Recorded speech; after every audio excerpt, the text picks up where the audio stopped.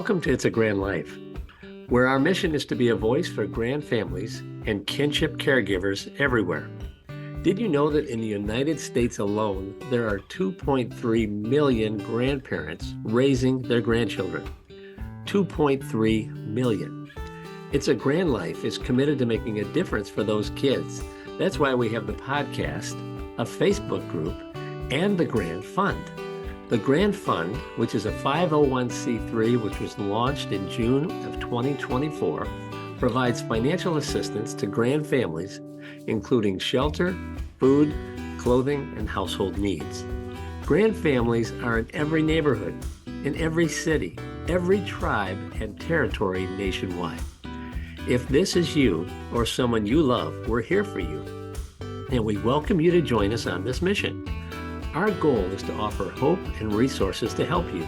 Please subscribe to our YouTube channel and follow us wherever you get your podcasts and leave a review. You can also join our Facebook group. Just search for it under It's a Grand Life. And your reviews, comments, and sharing of our podcasts help us reach others that need assistance.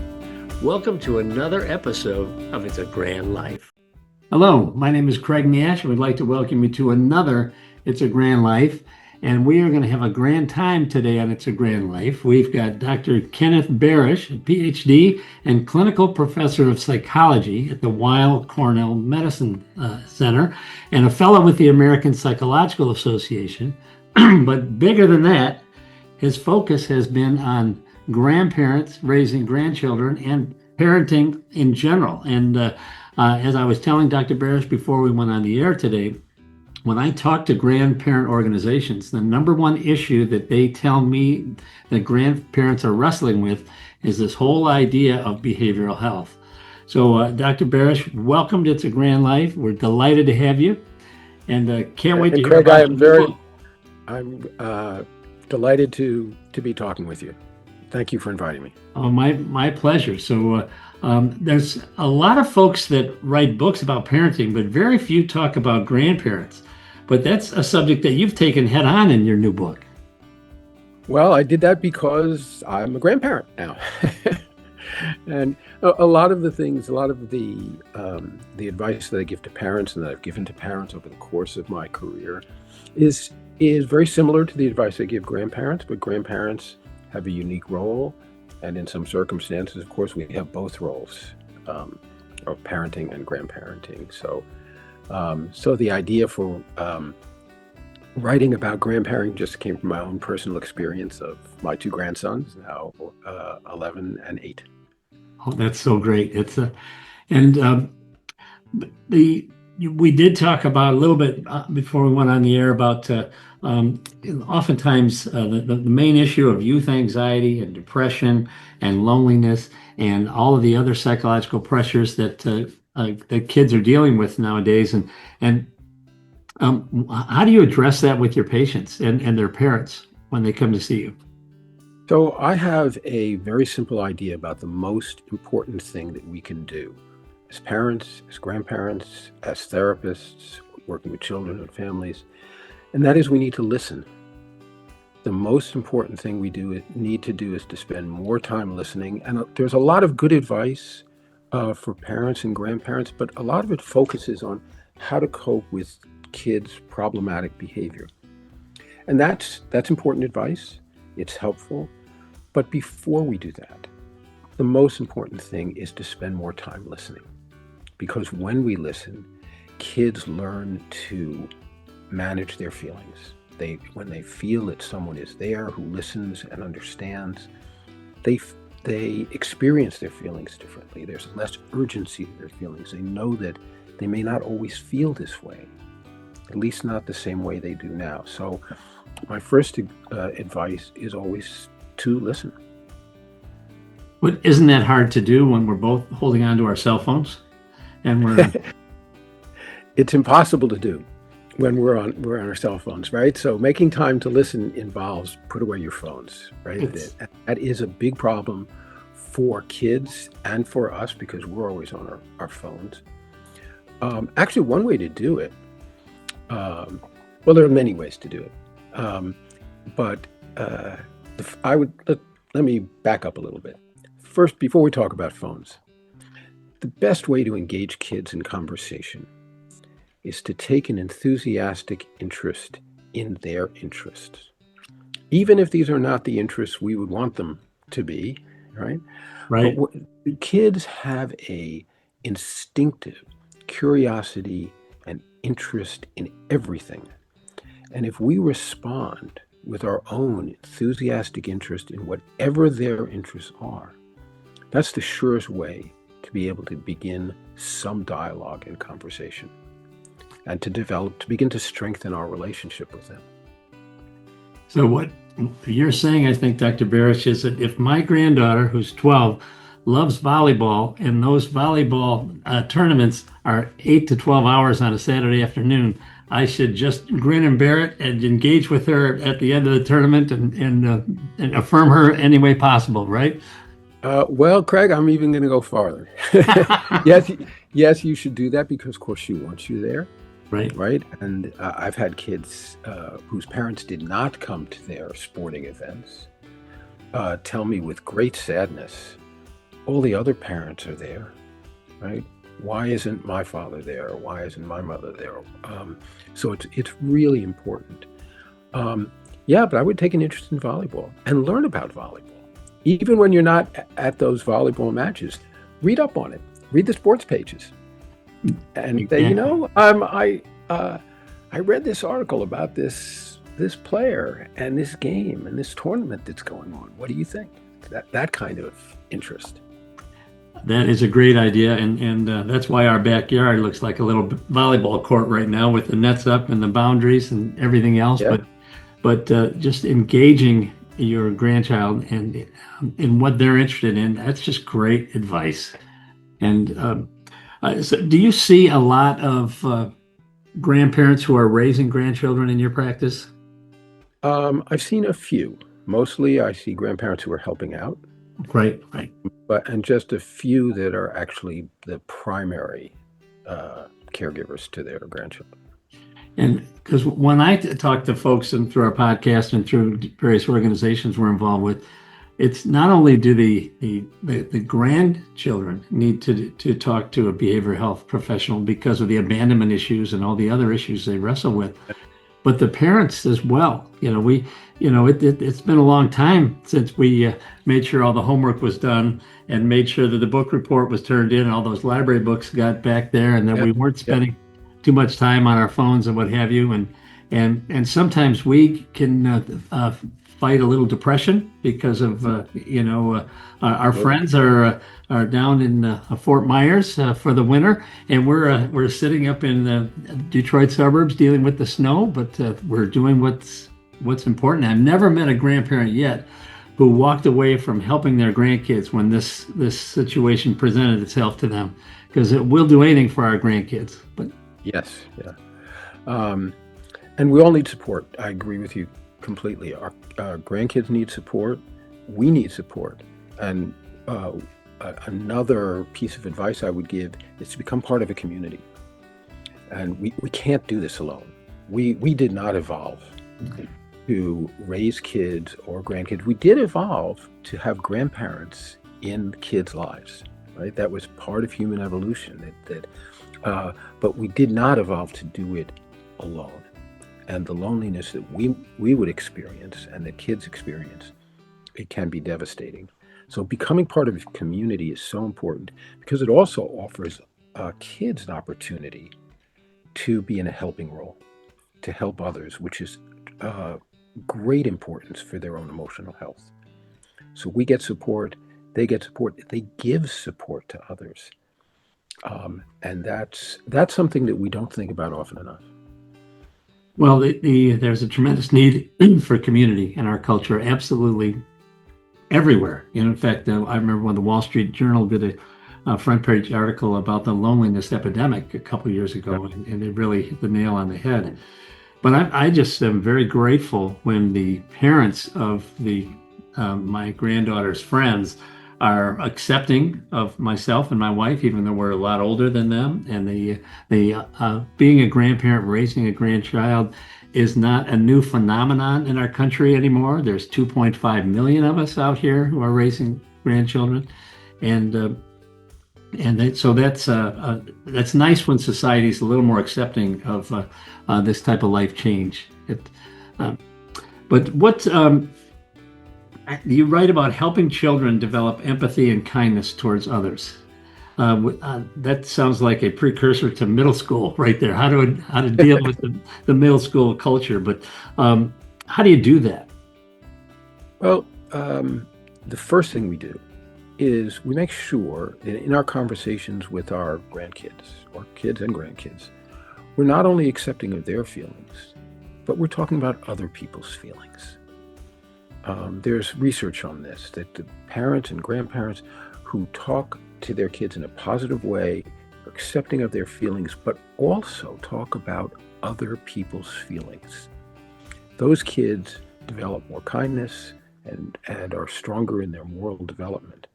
And again, it's something that we can unwittingly neglect. We're so concerned with listening to our kids about their feelings. It's also about other people's feelings. And we can practice kindness in our lives.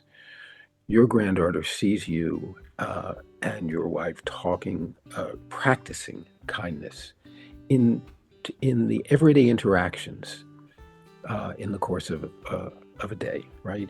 The clerk in the store, the teacher, the coach, other kids. So you become a role model and a mentor for kindness. And how do you counsel grandkids being raised by their grandparents on how to deal with some of the bullying that's out there and some of the name calling that just comes out of nowhere? And these kids need a class on kindness. Yes, they do. Actually, in school programs where kids are taught kindness, where kindness becomes part of the school program, there is less bullying. Really? Yes. So there's a great program that Vivek Murthy, who also wrote about former U.S. Surgeon General, who also wrote about loneliness, talks about a school program where kids are taught to be kind, and kindness spreads. That from one kid to another and from that kid to another, because they all experience how kindness feels. And kindness spreads throughout the school. So it's a very good thing. So there's less bullying in those schools. Kids understand another kid's feelings and are more likely to respond in a helpful way. But there's always going to be bullying. So we do have to help kids. So here are a few things we can do when I'm talking in my practice, kids who are experiencing bullying. Mm-hmm. First of all, we have to let them know that this is something that happens, that it probably happened to us at some point in our lives. I know it certainly happened to me, so that they're not alone in this. This is something that happens, especially in middle school, right? Middle school is prime bullying years, right? Because all the middle school kids are insecure, and some of them will take out their insecurity by being mean to others. So this is something that they go through. So immediately they feel less alone. Their feelings are accepted. And then help them come up with a plan, to think together about, okay, what do you think you can do about this? Not to tell them what to do. This is a different kind of conversation. We should have a different kind of conversation with kids. What do you think would work for you to deal with this? How can you be assertive and in a constructive way, and not let this bullying get to you in the same way? My plan for kids when it comes my turn to suggest something is to say something very quickly back and then walk away. I'm not going to let this get. So kids need to feel that they've done something. They Right. have talked back to the bully, but not engaged, but then also walked away. So it gives them a sense of control, get a sense that they have not just let this happen. And then to be helpful to other kids who are being bullied. Wow. I love that. But it starts with that different approach of engagement. You're asking them to really process, what can you do here? What can you do to change this? So you want to maybe put a cork in the on the verbal abuse without escalating it, right? You want, Yeah. and no, we're not going to get all mad and start fisticuffs in the school hall, but we don't want to just be a victim either. And Right. And to find that balance, right? Not to escalate. It's a good way to put it. Not to escalate, but not to be a victim. That's just really good. That's what about the a recent situation happened in my granddaughter's school where one of her friends started cutting herself and rubbing on her skin to the point where it would bleed and things that when you and I were in school, we that would never even cross our mind to do something like that. But in your practice, I'm sure you see a lot of that. And what is the cause of that, and how can we come alongside these kids and love them and help them to feel good about themselves? Yeah. So you're absolutely right. When I was growing, when you were probably my age, right? So that some of the problems that teenagers are experiencing now were rare or non-existent, right? I certainly knew nobody growing up who was involved in self-cutting, right? Anorexia and bulimia were there, but they were not nearly as prevalent as they are now. So kids are experiencing much more stress and much more emotional pain. So a kid who is cutting is experiencing some emotional pain that they don't know how to talk about and they don't know how to get rid of. So we have to understand that pain, help them talk about it, and then get additional help as they need it. But really, our empathy for what they're going through. It could be, again, not only bullying at school, but exclusion, humiliation.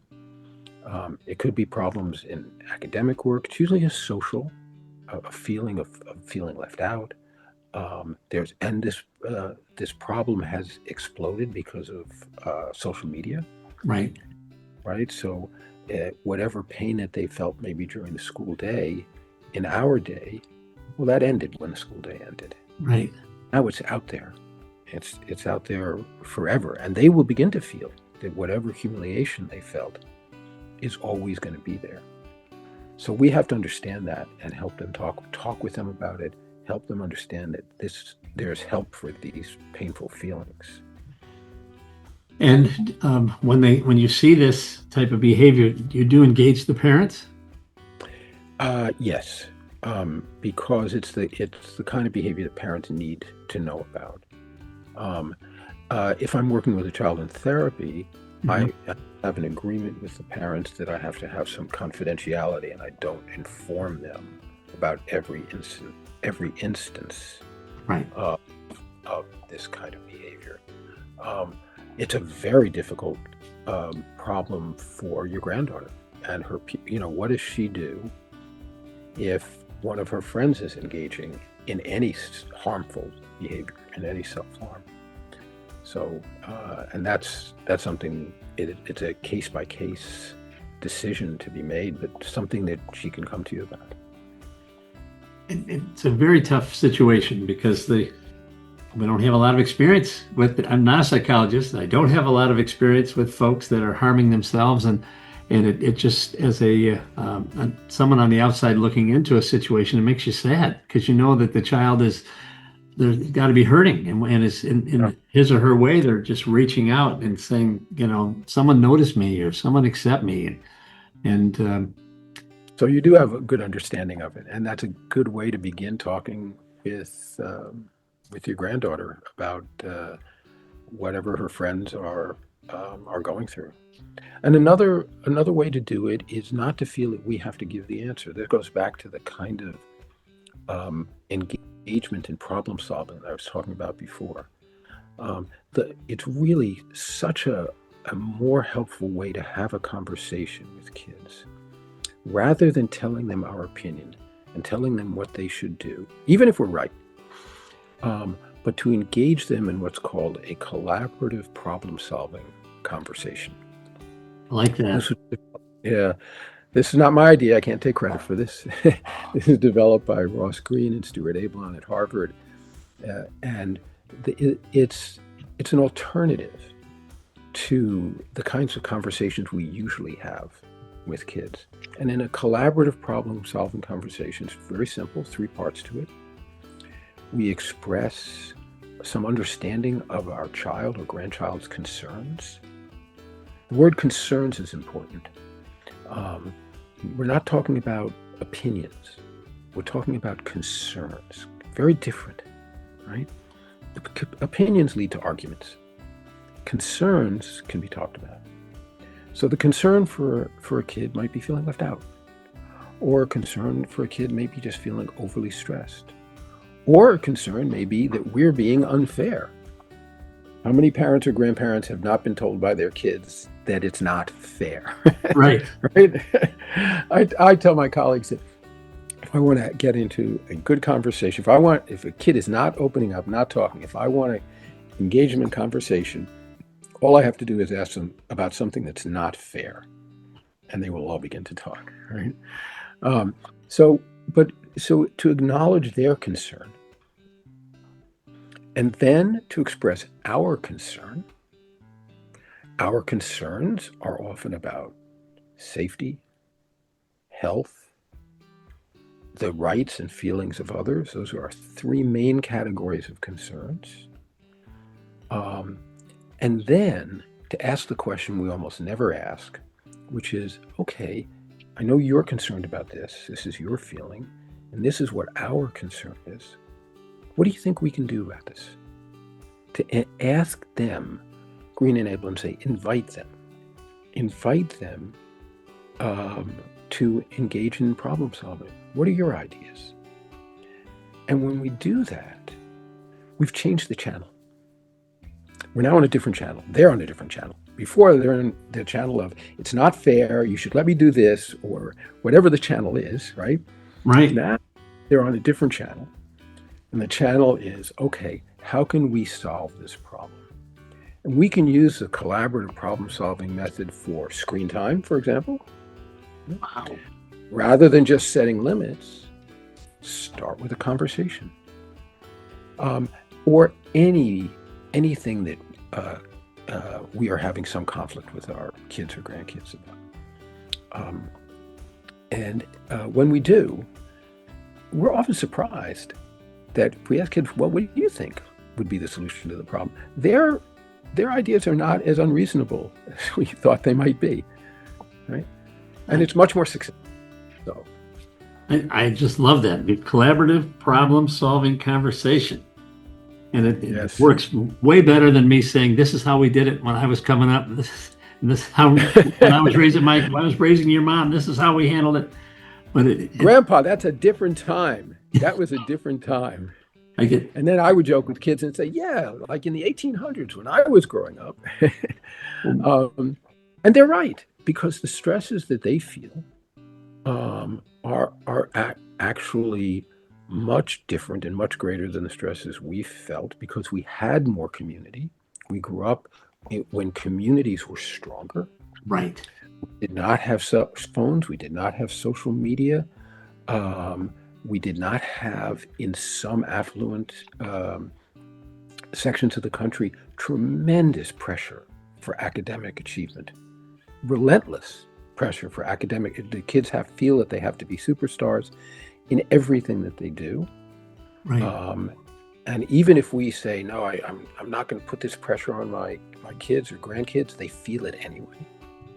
So there's so much more that they have to deal with. And so if your granddaughter says, Grandpa, you don't know, she's right.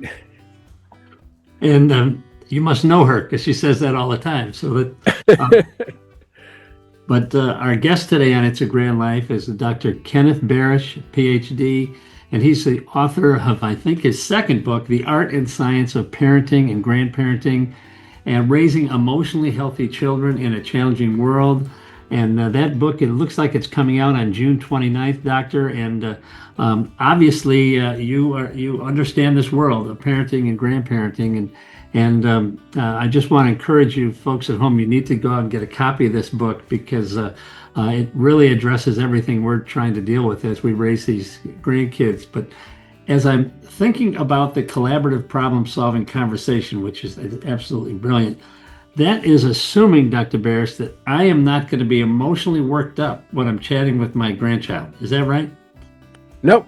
You could be emotionally worked up. You can? But you're aware of it, right? Yeah. And if you start getting emotionally worked up, you can just say that. Say, listen, I'm getting worked up. I'm upset. I have to think about this more. And in showing her that you can become upset, but you can also manage that feeling, you're again being a role model for her. And this is really important in the advice I give. If you get really angry and you say something that's too angry, or you really didn't understand what she was saying, which of course you will always say, right? You don't understand, right? It's not fair, you don't understand. My daughter once told me, mother of my grandchildren once when she was a teenager, that I was the worst father in the world. and that I don't give good advice. The first one, I actually was pretty sure I was not the worst father in the world. And the reason I was worst father in the world, in her opinion, is she was just received her driver's license, and I would not let her drive on a major highway to go to the mall. So I was a little more hurt by the fact that she said, you don't give good advice, because that actually is my life's work. But so they will say these things. But if we become too angry or don't understand, it's really important to repair those interactions. So to go to her at the end of the day and say, listen, we were talking today and I got really worked up and I got angry and I want to apologize. I'm not going to apologize for being angry because you really weren't listening. So of course I was angry, but I want to apologize for being too angry. And at that moment, that's a moment of repair, and her level of anger and resentment or whatever is still stewing in her immediately comes down. And what she's learned there, not only is that, that moment is over, but that relationships can be repaired. Bad feelings can be repaired. They don't last forever. That's a really important life lesson. So right. I think of the 10 minutes as the most important 10 minutes of a child's day, because you've repaired the relationship and repaired that interaction. And that's a lot like offering forgiveness or asking for forgiveness when, cleaning up that mess so that you call it repair. I love that. And so before I let you go, Dr. Barish, I want to ask you about if I am a grandparent or a parent and I'm raising my child or grandchild, and I am really down emotionally because I'm wrestling with a child who's living on the streets of Detroit, and there's always some sort of loss in these grand family equations. The parents aren't around. How can I recharge my emotional batteries? This doesn't happen every day, but the times that we're not feeling on top of our game, and the clouds are a little gray outside. How do we handle that as grandparents trying to put on a positive face with our grands? So the best way I can think of, I'll be personal for you, is to do this podcast, right? Because in doing that, you're talking about the sadness that you're feeling, but you're also helping others, right? And helping others. And we should teach our kids and grandkids is helping others is one of the best ways to help ourselves. So being part of a community, we need somebody to talk to. We need a community of people to talk to. Right. So as I'm thinking about this podcast, you are building a community. We are. Right? You are helping others, which there's actually research on this, and I'm just not making this up, that when we give advice to others, it's really helpful to us. So having your community to talk to, having important people in your life to talk to, and doing what you do to help others in similar circumstances. That is so good. And when I look at the grandparent community, grandparents raising their grandkids, and then they're all over the country. They're in every state, of course. There are Native American grandparents raising their grandkids. There's suburban Caucasians like myself. There's African Americans, Hispanic Yeah. folks, every nation, every political group. But Yeah. doctor, in my findings, I'd love to get your thoughts on this. There's no division in the group of grandparents in this community trying to raise our grandkids. I could call a Native American grandma in Oklahoma who's raising her 9-year-old grandson, and she can talk to me about my 12-year-old granddaughter from suburban Detroit. And none of the issues that society wrestles with, the conflict, the division, the separatedness, we don't have that. And it's a beautiful place to be. I think that's just a terrific, I agree with you. I think it's a terrific idea because there's so much division in the country. Actually, the book I published a couple of years ago is about that, is about how to bridge our political divide and have better conversations with people we disagree with. But the point you made, that this is something that there is no division about. Right. Exactly. No division. Rural, urban, ethnic, racial, religious. It's so that's a really, really important point. It is, and it's a great place to be in a society where you can hardly watch the news without getting upset about something, regardless of what channel you watch. Right. But I just want to thank you so much for being our guest here on It's a Grand Life, and I wish you nothing but success with your latest book. Now, how many books have you written? Well, actually, this is my fifth. So I wrote a couple of books for child therapists. Okay. Excellent. And then I wrote one for parents about 12 years ago because my daughter told me to. She said, "Dad, you in your book for child therapists, you talk about how to help parents. Why don't you write a parenting book?" And then I wrote this book on politics, on how to have better political conversations, which is really just an outgrowth. All of this is the outgrowth of the same thing. It's my daily work, having conversations and listening and helping people whether it's parents and children, understand each other better. Do I have time for one more piece of advice that Absolutely. I really like to give? Yes, Okay. certainly. Okay. I believe in listening. That's the first important thing. But there's another really, really important thing, which is play. Play is, we should, and this is what I relearned when my grandkids were born. Kids love to play. It's the first question that our grandkids would ask my wife and myself when we visited them or they came here. Ma, Pa, can we play? But what we've learned about play is it's also part of human development. Kids need to play. And there's a movement there's less play in kids' lives now. There's a movement to bring back play. But one of the things that's neglected is how important it is for us to play with them. Kids whose parents and grandparents play with them are happier kids. They're also more cooperative kids because they learn cooperation through the play. And they learn social skills. They actually learn how to get along with others because things don't always go the way they want them to go. And they learn how to cope with that.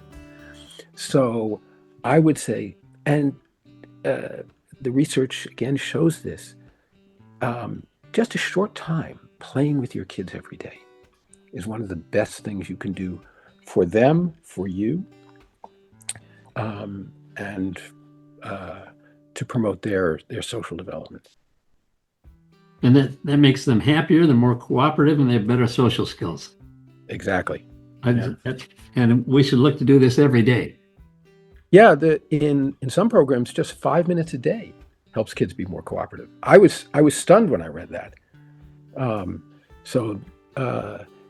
that's because they look forward to it. And it's just good in every way. That is absolutely great. And Grandma and Grandpa, we're not too old to play with our grandkids for 5 minutes a day. He didn't say 50. He said 5. So, And it doesn't matter what kind of play. You know, some of the most time-honored things that grandparents do, playing chess and checkers, cooking, building with them, telling stories. The kids love our stories. Young kids look up to us with a kind of awe. We have a picture in the other room here of our son when he's 1 year old and his grandfather is reading to him. And the look on his face really says it all. And those moments are so important in kids' lives. They remember them, they look forward to them. And I couldn't let the podcast go without giving that advice. and that is just so good. And friends, this is going to be one of those podcasts you're going to have to rewind it and listen to it again, because it's just filled with just great counsel, nothing but nuggets from an outstanding career of helping parents and grandparents and kids adjust to this crazy world we're in. Dr. Barish, thanks so much for being our guest on It's a Grand Life. I may read your political book and want to have you back on to talk about that. That sounds like something so timely. I mean, but just really appreciate all the work you're doing. And I hope you'll, if you've ever thought about, there's a group called Generations United that I'm part of out of Washington, D.C. And they advocate for grandparents and intergenerational living and foster families and what have you. You would be a phenomenal speaker at their next conference, which is next year. I don't know exactly where it is yet, but I think you would have just a lot of, everyone I know would want to be there. So this, I just love the work you've done. You've been a phenomenal guest, and hopefully you'll come back and when you do your 6th book and keep us, update us on, we just got to get your daughter fired up about a new topic, and away we go. So Craig, thank you so much for having me. I've really enjoyed it. I hope it's been helpful, and I so much respect the work that you are doing. So I would be happy to be involved in any way.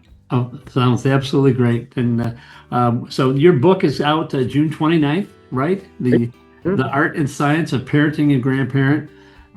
And will it be on Amazon and where It will be on Amazon, yes. So it's probably it's there now for pre-order. And wonderful. Yeah. So thanks again, and we look to have you on sometime real soon to hear more about the art and science of parenting and grandparenting. Thank you so much, Doctor. Okay. Thank you, Craig. Thank you for joining us today for It's a Grand Life. It's a Grand Life provides vital content, regulatory updates, and subject matter experts that are committed to supporting the 2.4 million kids and their caregivers from every neighborhood, every city, every tribe and territory nationwide. Please subscribe to our YouTube channel or wherever you get your podcasts and leave a review. Every new subscriber and review helps us reach others that need assistance. As caregivers, we are united in purpose. We are driven by hope while providing strength for today and hope for tomorrow. We are truly making a difference while living the grand life. If you have a suggestion for a future episode, please reach out to us. But we'll see you next time for another It's a Grand Life. Thank you for joining us.